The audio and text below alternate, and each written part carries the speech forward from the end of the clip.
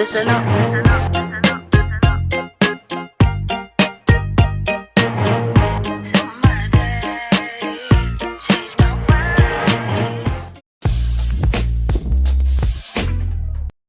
Bonjour à tous, aujourd'hui on est le jeudi 26 mai et c'est mon 6e jour au Festival de Cannes. Aujourd'hui j'ai beaucoup de choses cool qui arrivent. Ce matin je vais voir Le Bleu de Caftan. C'est un film qui m'a l'air plutôt pas mal. Donc la personne qui a fait ce film c'est Mariam Touzani, je sais même pas. En plus c'est vraiment horrible de d'écorcher le nom des réalisateurs ou des réalisatrices, ça me fait un peu chier. Mais quand je les connais pas, c'est complicado. Donc c'est une actrice marocaine d'environ 42 ans. C'est un film dramatique qu'elle nous présente qui se déroule au Maroc et qui est pas en compétition ni quoi que ce soit, il est dans la catégorie Un certain regard. Donc j'aime beaucoup les films d'Un certain regard, notamment j'ai adoré Et il y a eu un matin qui a été incroyable. Les films égyptiens, iraniens et marocains c'est vraiment des masterclass à chaque fois. Enfin, il y a vraiment une autre perspective de cinéma que le cinéma français ne nous offre pas toujours. Donc il y a un film de cette réalisatrice du coup que je voulais grave voir, c'était Adam. Donc j'ai réussi à le trouver, je l'ai pas encore vu. Ensuite elle a fait un film qui s'appelle Quand ils dorment et Razia, donc ceux-là je les ai pas encore vus, mais je vous en parlerai du coup je pense un petit peu plus tard sur les réseaux ou ici. Du coup j'ai cette séance à 11h et ensuite je vais à la masterclass de maths. Je sais pas si du coup je vais être acceptée ou pas parce que j'ai pas de billet, donc on va quand même tenter. Ensuite je vais voir Bachenia Metelika de Makim Nakoneski. Donc c'est un scénariste, un chef monteur, un producteur ukrainien qui va me présenter du coup son nouveau film qui est pas dans la compétition, donc j'ai eu aucun moyen de trouver sa filmographie ou le casting du film ou de quoi il parle, donc ça m'a encore plus excitée à aller le voir. J'espère que c'était pas trop chiant que je mange, mais je dois partir bientôt, c'est pour ça. Donc à tout à l'heure.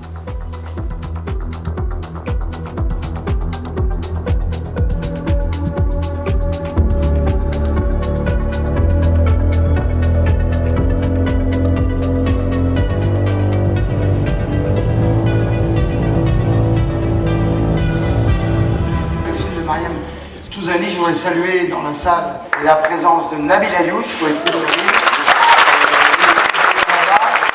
est là-bas, on peut l'applaudir, il était en compétition l'année dernière avec Paul Ford. Saluer dans la salle tous les coproducteurs, les chefs opérateurs, les chefs monteurs, les mixeurs, etc. Bref, toute l'équipe qui est là, Alexandra Hinochberg.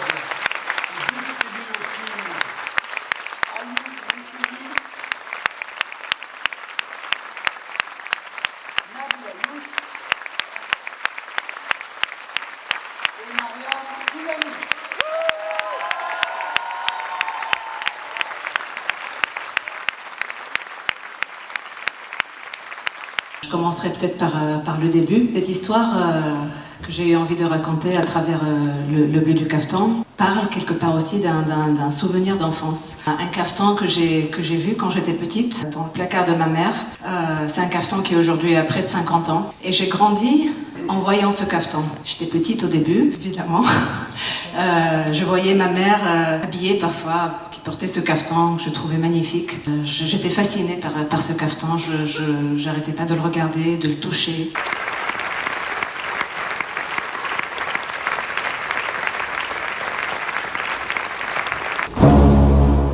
Je suis sortie du film Le Bleu de Caftan, c'était vraiment bien. Il y a peut-être un peu de bruit parce que du coup, juste à côté, il y a la file pour aller voir un masterclass de maths.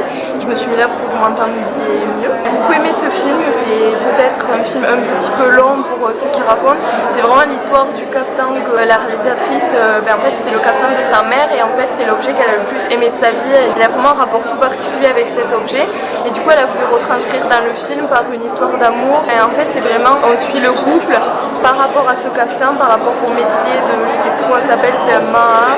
C'était vraiment un film très beau avec des très jolis plans, de belles émotions et tout. Pas un film qui va vous marquer à vie, mais c'est un film qui fait plaisir à voir, qui est qualitatif, etc., qui a été fait avec amour, avec le cœur. Voilà, je conseille.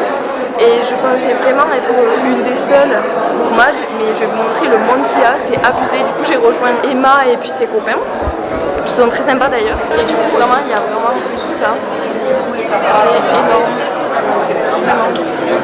Et du coup, on espère passer.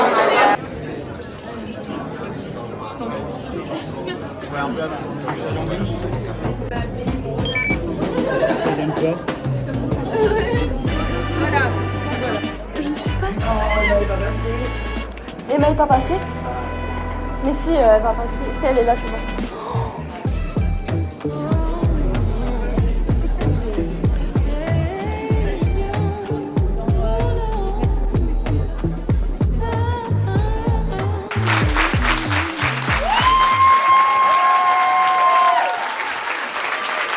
Regardez-moi.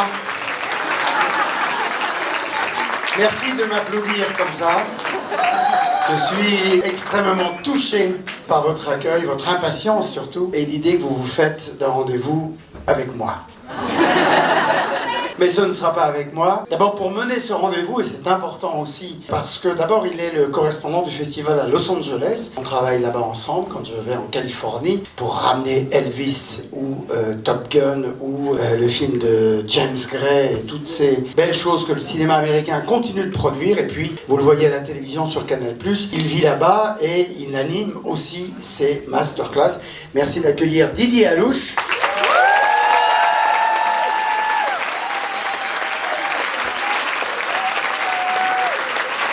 Et je ne sais pas si ça sert à grand chose que je vous dise qui est Mads Mikkelsen. À part sa carrière que vous connaissez, je dirais deux choses. D'abord, que c'est un cycliste.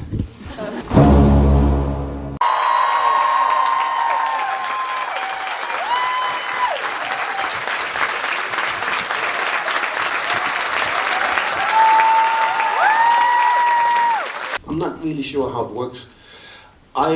When I grew up, I was just, you know, a huge fan of two people on the big screen, and that was Bruce Lee, and it was Buster Keaton, and because they are both physical in an insane way, and also very poetic at the same time. They were like very contemporary actors in the sense that they invited the audience in here. Yeah, it's Cannes. There's nothing like Cannes. Right? This is. I was here the first time with Nicholas. I think it was '97, and we thought it was winter because we heard there was mountains, so we were dressed for winter. We did not have a screening for our film, so we were standing on the Croisette with the winter clothes and DVDs, passing them out. Then we looked at each other and we were like, we'll be back someday. And so we were. All of a sudden, Nicholas was in the jury. He won a big award. I won an award. I was in the jury. It's a fantastic journey for us, for people who've been here. It is the biggest. It's the world championship of filmmaking. And if you're invited in here, you have to go for it. It's fantastic. So yeah, I love it. I'm so happy, so pleased that it's opened up again. And the funny thing about it, there's a lot of party and some drinking. But at the end of the day, this is what's happening. People talking about films, people watching films. And that is what's unique about this festival. There's films everywhere. Once you're there, you do the characters, you get into it. You just stay in that zone. I might not spend a lot of times with my colleagues on that day because I want to be in that situation, a moment, or emotion. But insisting that people call me something else is just, I don't think it's healthy. I don't think it's acting. Some actors who do that are fantastic. Some are terrible. So it's nothing to do with that. You know, some actors are just great and some are not. And it doesn't matter which way they do it.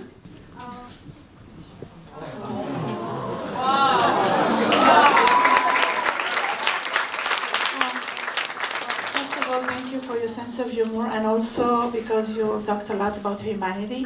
And my question is regarding the way you embodied a character. How far do you dig in your inner side to bring up that humanity, and also do you set up boundaries in that matters? Thank you. What was the last bit? Did I what? Do you set up boundaries? Oh, boundaries, yeah, okay. Well, a little like we talked about, how deep do you go into a character?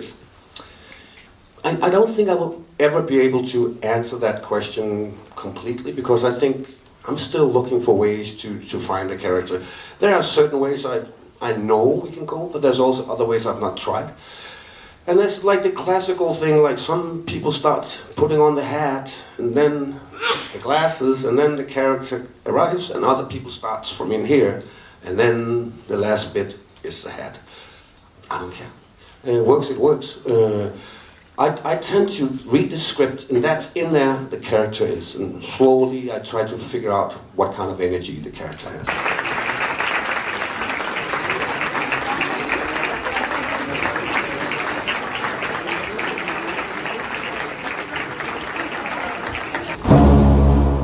Bon, du coup, je suis au Nespresso Bar parce que j'accompagnais Emma qui avait un rendez-vous pro. Je me suis mis là en attendant. Je sors de la masterclass avec Mad, donc c'était trop bien. Bon, on n'a pas pu prendre de photos ni lui parler en privé après et tout parce que bon, c'est à peu près normal.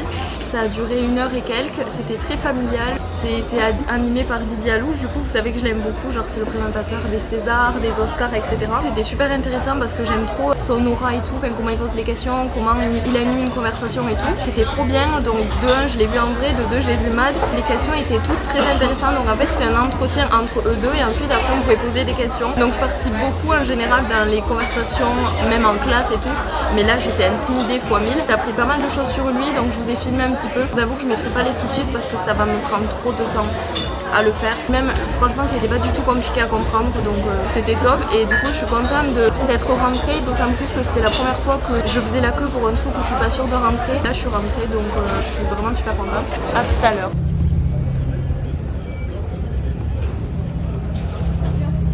On va appeler l'ensemble de la distribution et les réalisateurs et les producteurs qui vont venir s'installer.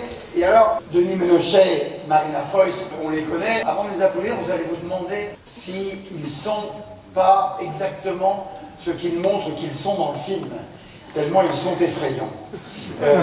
Je suis particulièrement content de les accueillir parce que ces 4-là, Marina Foïs, Denis Ménochet, Louis Aera et Diego Aligo, font en grande partie ce film formidable que vous allez voir. Vous êtes prêts? On les accueille tous maintenant. Mesdames et messieurs, vous pouvez descendre. Nacho Lamia, Diego Aligo, Louis Aera, Denis Ménochet, Marina Foïs et les réalisateurs Rodrigo Sorogoyen.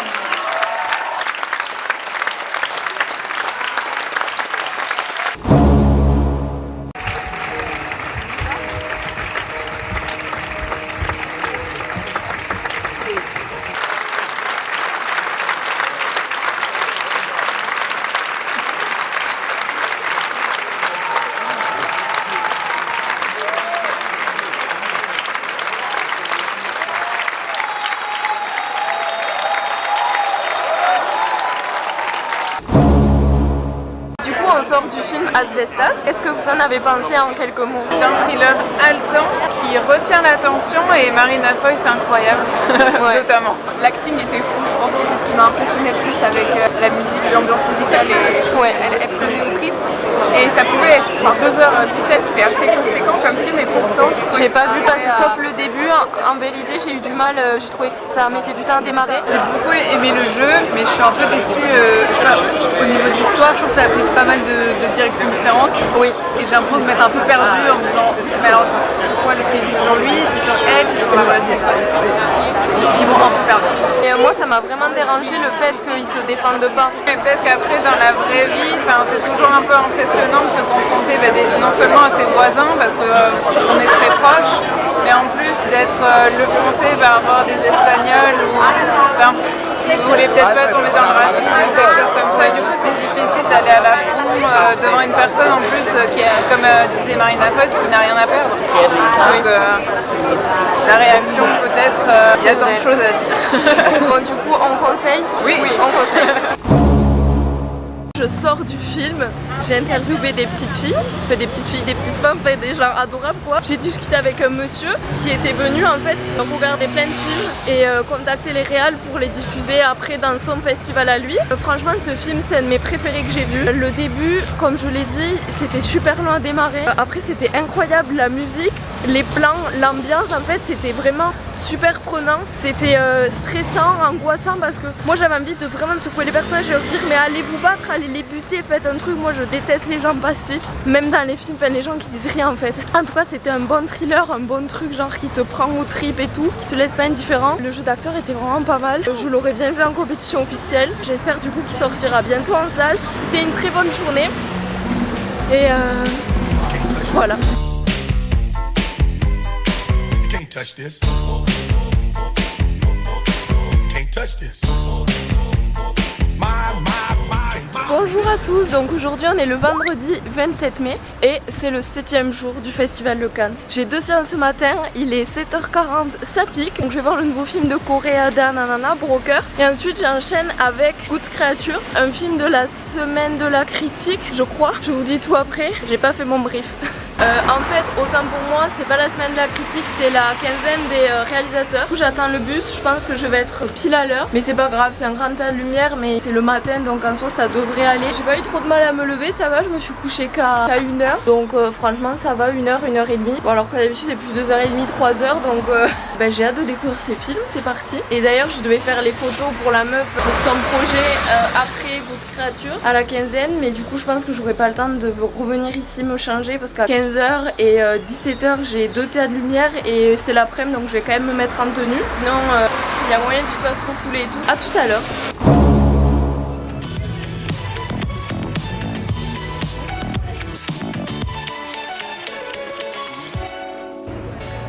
L'hai vista Bade Sang?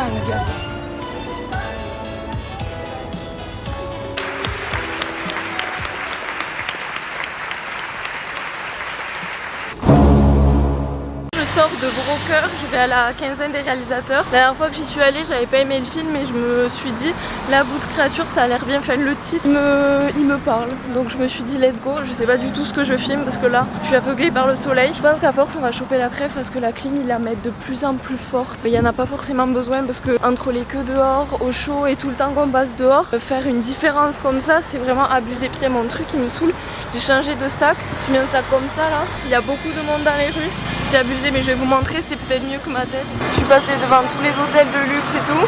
Je voulais vous filmer là où j'avais vu Cronenberg l'autre jour, mais il y avait trop de monde. C'est les sorties genre du Majestic, etc., de Louis Vuitton et tout ça, donc c'est un peu chaud. Du coup, pour le film Broker là, je l'ai trouvé bien. Bon, c'était pas excellent, mais pour une fois, il y avait quelque chose dans le scénario qui changeait des autres films. Mais sinon, ça restait vraiment la même thématique. Une famille recomposée, des personnes en détresse familiale, des conflits entre père et fille, enfin des trucs comme ça. Enfin, c'est un peu comme d'habitude, mais voilà, c'était bien à voir, je suis contente. Comme ça, j'aurais vu toute sa filmographie. Donc je pense que la quinzaine, ça doit être ici. Ouais, c'est ça. Je suis pas forcément très à l'heure. Ça va, le film, il commence dans 5 minutes. C'est trop mimi ici, j'aime bien. Et c'est parti pour voir Goods Creature. Je viens de finir Goods Creature. Je pense que la quinzaine des réalisateurs, c'est juste pas mon style de film qu'ils proposent. Je suis un peu essoufflée, je me dépêche pour aller au bus, pour aller me changer pour le théâtre lumière et pour aller faire les photos avec la fille. C'était vraiment pas top. En fait, j'ai l'impression que c'est un peu des films d'essai. Il n'y a pas forcément de sens, c'est juste être triste pour être triste. C'est l'histoire d'un violeur, mais sa mère le protège. Il n'y a pas forcément de sens, ni de message, ni quoi que ce soit. Donc j'ai pas grand chose à dire dessus, c'était pas top quoi. Donc j'espère que les films de cet après-midi sera mieux, c'est des films en compétition, donc on croise les doigts. Je suis à la gare des bus, je transpire à flot, je vais briller comme je sais pas quoi sur le tapis. Tout que j'ai couru, il y avait un bus, du coup j'ai couru un peu pour pas qu'il m'attende parce qu'il y avait des gens qui montaient, il a fermé la porte, il est parti. Ça, en vrai, si c'est pas de la méchanceté gratuite, je comprends pas parce qu'il a très bien vu que je courais. J'étais devant la porte, genre à la limite de le voir. Et surtout qu'il est parti 1 minute avant que ça soit l'heure en fait. Il devait partir à 39, il était 38. Et j'ai trouvé ça vraiment irrespectueux. J'attends le prochain bus, je sais pas à quelle heure il est. Donc je vais attendre dans tous les cas. Et c'est trop d'incivilité, genre c'est horrible, tu vois. Le mec il te voit courir en plus, genre je suis en talon frère. Ah, ce bus ne prend pas de voyageurs, j'en ai marre. Du coup j'ai pris ce sac là. J'ai amené à boire etc parce que j'ai même pas mangé ni bu pour les 2 séances de ce matin et pour être à l'heure pour la meuf pour faire les photos. Et je me suis pas fait belle, vraiment je me suis juste dépêchée et j'ai mis une petite combi comme ça, je vous la montrerai plus tard. Bon du coup je suis en sueur totale, je cours, j'ai dû faire le tour de Cannes en talons. Du coup le tapis rouge il est juste là, je filme pas avec ma caméra parce que le temps de la régler et tout. J'ai super chaud, il fait 32 degrés, c'est la canicule. Et je vais monter sur le tapis rouge en sueur. C'est un plaisir.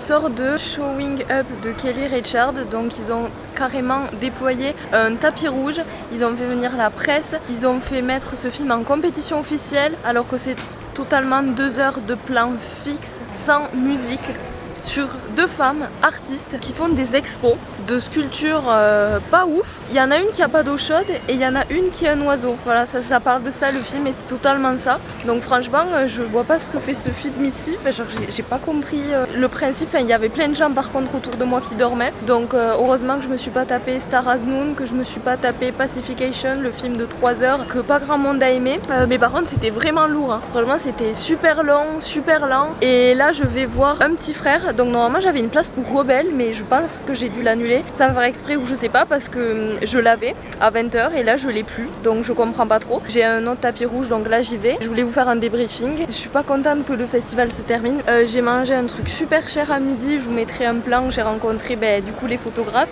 On a fait les photos là-haut tout à l'heure, donc je vous les mettrai sur Insta je pense. Et là du coup je me suis incrustée à l'endroit où il y a la presse normalement, juste pour vous faire le petit vlog. Du coup là je vais aller au tapis rouge en espérant que le prochain film soit mieux parce que là la journée elle est pas top, j'avoue.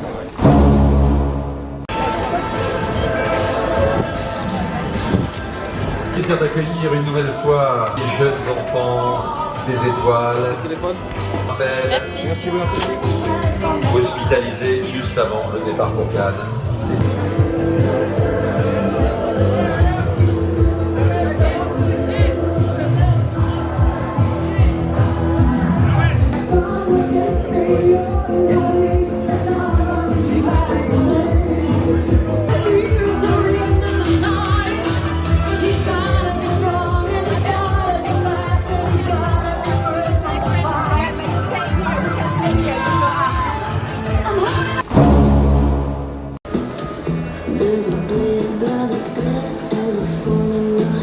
Nathalie Mesuré.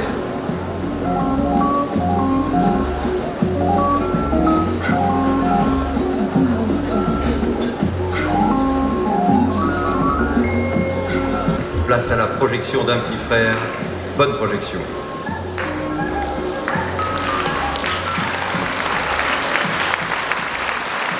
Léonore Serrail.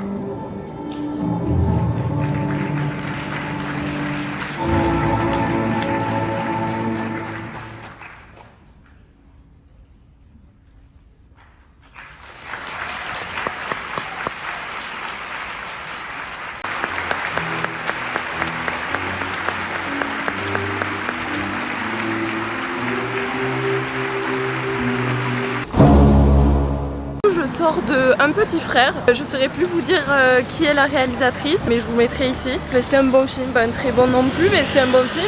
J'ai passé un bon moment, ça avait du sens, etc. Le film était séparé en 3 parties. Donc la mère, le premier fils et le deuxième fils. Il n'y a rien que je retienne de plus que leur histoire qui est assez touchante, qui exprime du coup le racisme en France, comment les Français y perçoivent les immigrés qui viennent, etc. Donc c'était abordé de façon assez délicate. Les histoires étaient touchantes. Après c'est pas mon style de film, mais j'ai été surprise de retrouver du coup l'actrice qui a joué dans Jeune Femme. Là c'est vraiment, on arrive en fin de compétition, c'est des films qui sont pas attendus de malade. J'ai pas une énorme culture dessus, mais là je rentre. J'avais proposé des restos à des copains, des copines et tout, mais ils sont tous à l'avant-première ce soir de pas de Close, de Mascarade. Mascarade, et moi c'est pas un film que j'attends plus que ça, donc je le verrai en salle ou quoi. Bon, ben première fois de tout Cannes que je rentre avant la tombée de la nuit. Il est 20h30 et je viens de rentrer à la maison. Et là, je commence à vous raconter le film. Et du coup, j'avais plus de batterie. Je vous fais un petit débrief de tout ça à la maison. J'allais rentrer dans l'appart, mais regardez-moi cette vue. S'il n'y avait pas le camion là, c'est trop beau. Je pense que je vais y aller là pour me reposer un petit peu. C'est vraiment trop stylé.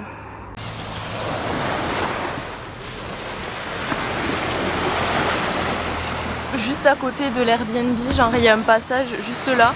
Et genre mon Airbnb il est vraiment juste derrière cette truc.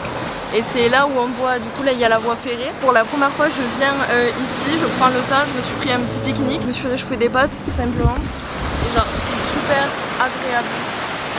Genre vraiment c'est trop beau. Il n'y a personne.